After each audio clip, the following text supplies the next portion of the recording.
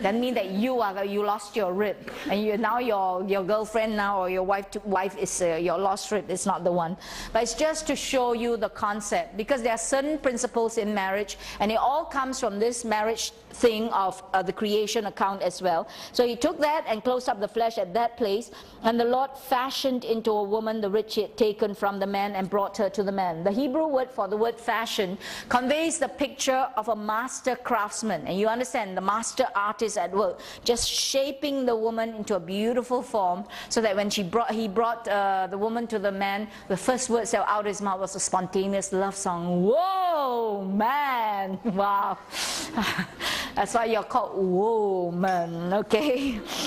And it says here, the first love song in scripture is what? This is now bone of my bones and flesh of my flesh. She shall be called woman, because she was taken out of man. Man is Ish, women is Isha, taken out of man. And it says, and for this reason, now for this is God's comment on the whole thing. For this cause, a man shall leave his father and mother and shall cleave to his wife, and they shall become one flesh. And it says, and the man and the woman were naked, and they were not ashamed. Now remember, from verses 18 onwards, I hope you learned the lesson with respect to these verses. All right, Luther has called marriage a school of character. We'll come back to this part later on. Okay, over here.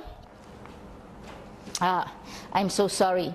This is supposed to come here. It means to rest and be safe. All right, to the word for that. All right, Genesis 2. Remember when you learned about God? God completed his work, rested from creating, blessed and sanctified the seventh day, made earth and heaven, formed man from dust, breathed into his nostrils, planted the garden. And you can see the aspects about God placed man in the garden, commanded man to, remember, eat freely except from one tree. And this is he understood the need of man and says it's not good for man to be alone. In every list that you make about God, you notice one thing about God: he's the initiator. He is never the one who is responding. It's like, oh, I forgot to do this, and you have a good idea that God will take. You understand? In every case, God is the initiator, and he initiated all of these things. And if he said it's not good for man to be alone, and then he created a woman, then the question is, whose idea was marriage then?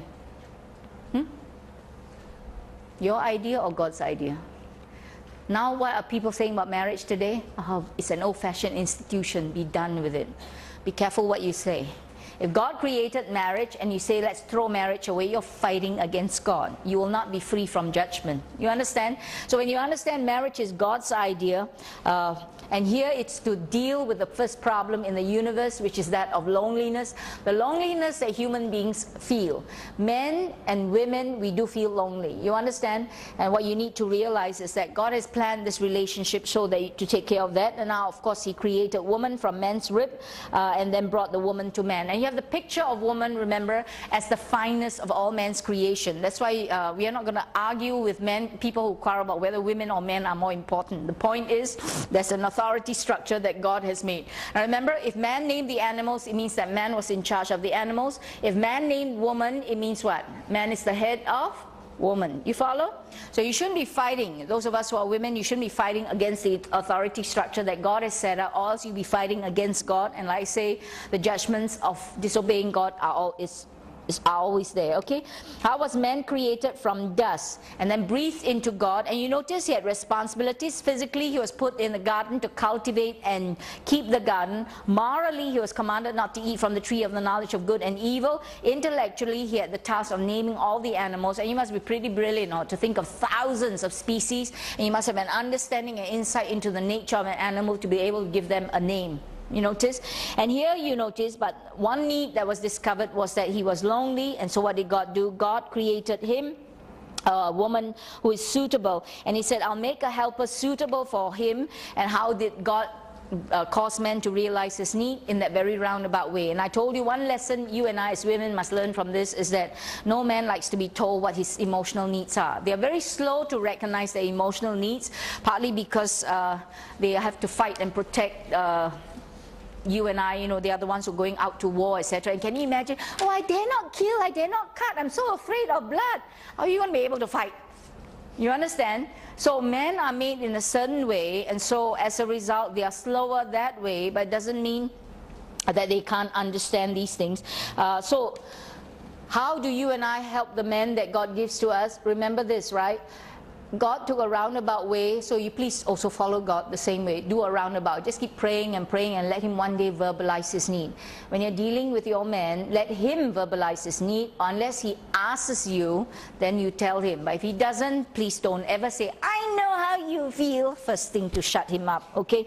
So here you notice, when God fashioned the woman into a rib, woman was the finest of all of God's creation and brought her to man. And you notice man's response. In verse 25, there is this wonderful principles of marriage that can be found in the scriptures, and so I want to go through them so that you can understand this. Remember, going back to this part here, remember, this is God's comment on this whole thing. For this cause. For which cause? The fact that men and women have found one another. God has brought you both together. Now you are together.